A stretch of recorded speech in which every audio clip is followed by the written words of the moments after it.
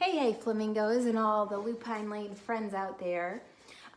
The flamingos are working on inventions, and there's a Dr. Seuss story that's all about inventions, and it's also about doing things that keep the earth in mind, and conserving resources for our planet to keep our planet healthy, and all the people that live on it healthy too. So today we're going to read The Lorax by Dr. Seuss.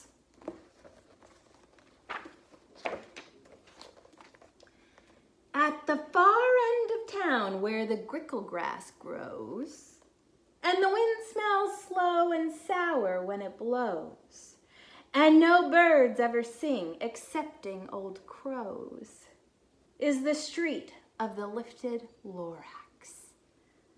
And deep in the grickle grass, some people say, if you look deep enough, you can still see today where the Lorax once stood, just as long as it could, before somebody lifted the Lorax away. What was the Lorax, and why was it there, and why was it lifted and taken somewhere? From the far end of town where the grickle grass grows, the old Onceler still lives there. Ask him, he knows. You won't see the Onceler. Don't knock at his door. He stays in his lurkum on the top of his store. He lurks in his lurkum, cold under the roof, where he makes his own clothes out of muffered moof.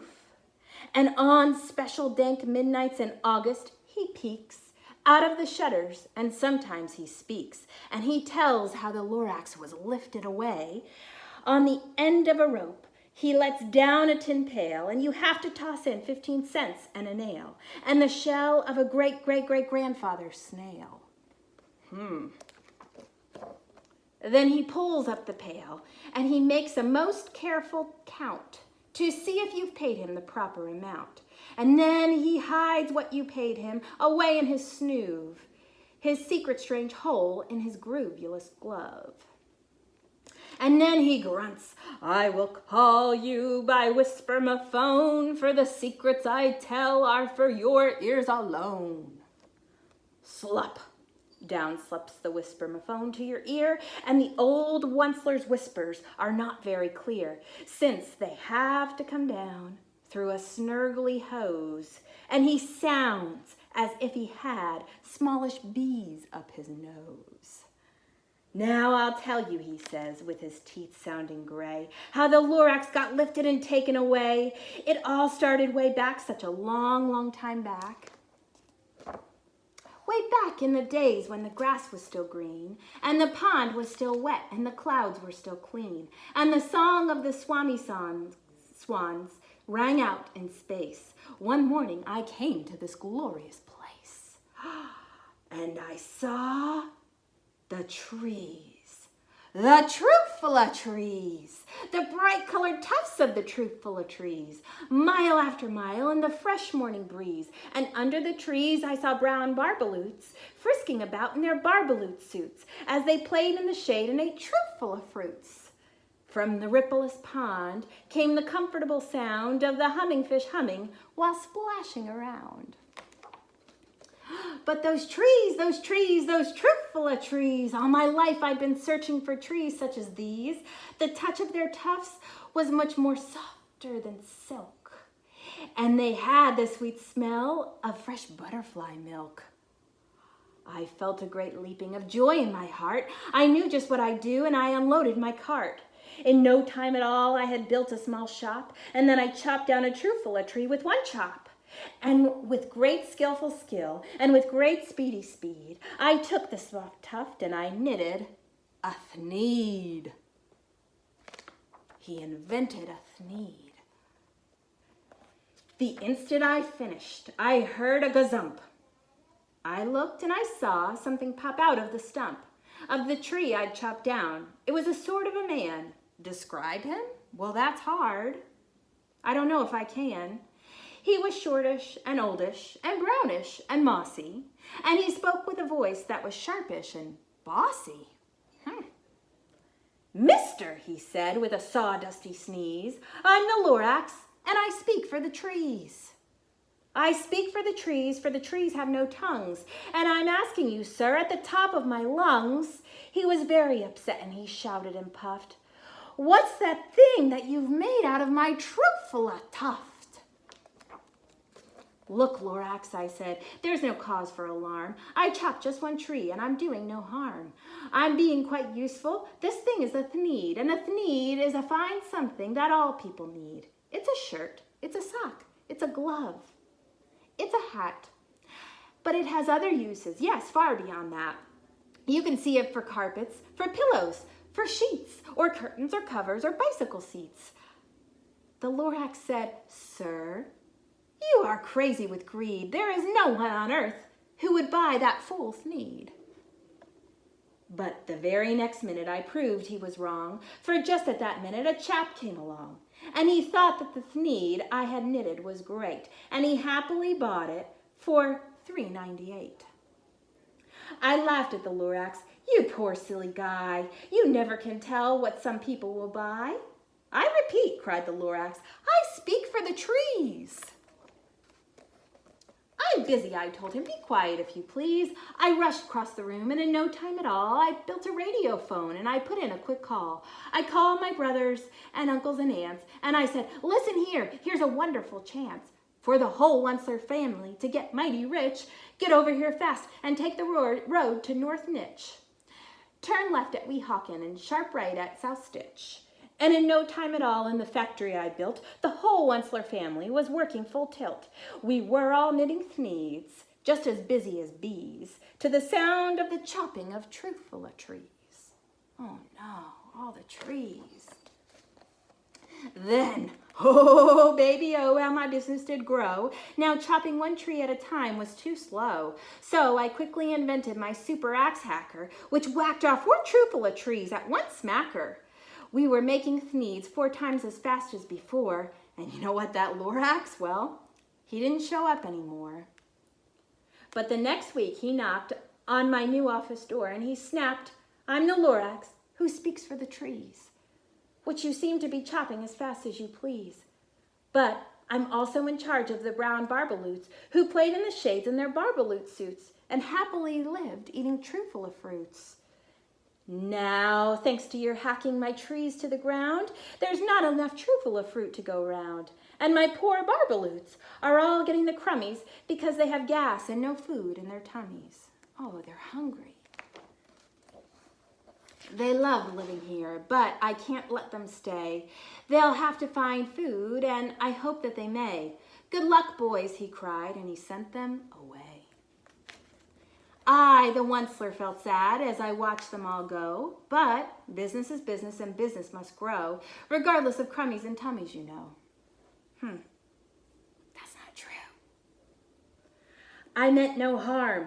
I mostly, truly did not. But I had to grow bigger, so bigger I got. I biggered my factory, I biggered my roads, I biggered my wagons, I biggered the loads of needs that I shipped out. I was shipping them forth to the south, to the east, to the west, to the north. I went right on biggering, selling more needs, and I biggered my money, which everyone needs. And then again, he came back. I was fixing some pipes when that old nuisance Lorax came back with more gripes. I am the Lorax, he coughed, and he whiffed. He sneezed and he snuffled, he snargled and he sniffed. Onceler, he cried with a crufulous croak. Onceler, you're making such smogulous smoke. My poor swami swans, why, they can't sing a note. No one can sing who has smog in his throat. And so, said the Lorax, please pardon my cough. They cannot live here, so I'm sending them off. Oh, the swami swans. Where will they go? I don't hopefully know.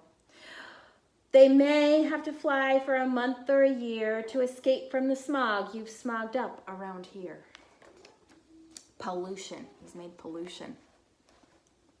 What's more, snapped the Lorax, his dander was up, let me say a few words about gluppity-glup. Your machinery chugs on day and night without stop, making gluppity-glup out of schloppity-schlop.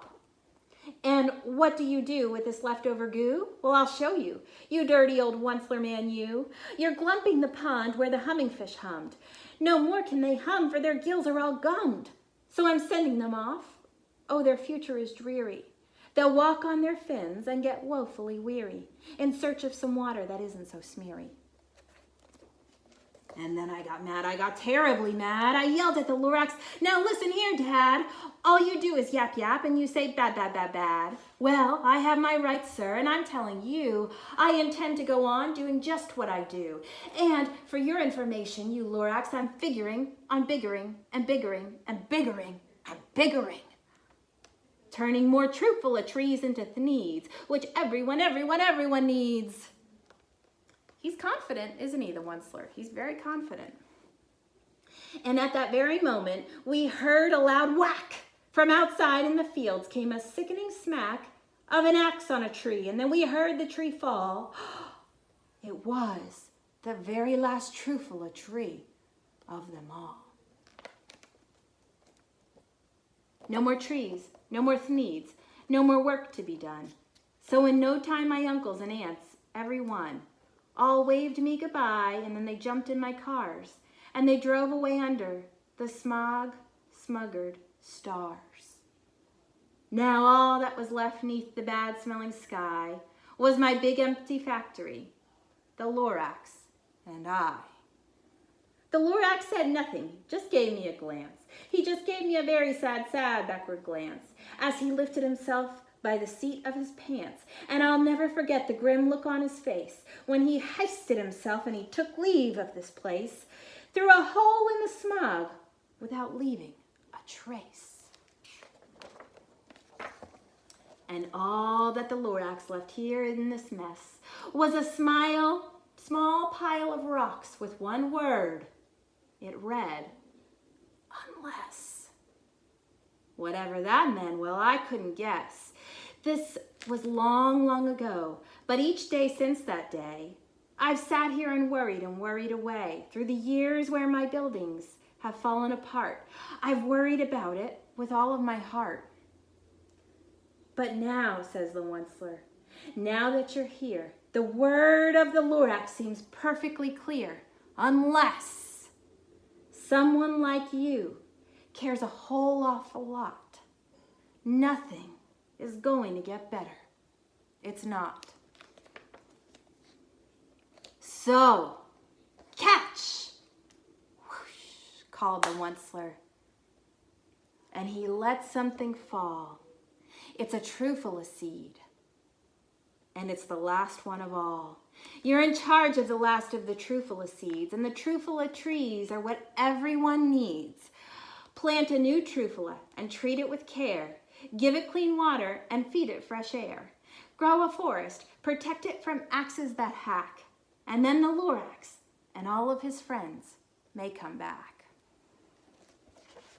Hey guys, so this is a great movie too, and it's available on Apple Movie, The Lorax. It's a nice movie to watch. It's pretty happy, bright, and colorful. I hope you guys are doing as well as the sunshine outside, and we miss everybody at Lupine Lane, and big kisses to all. Be well.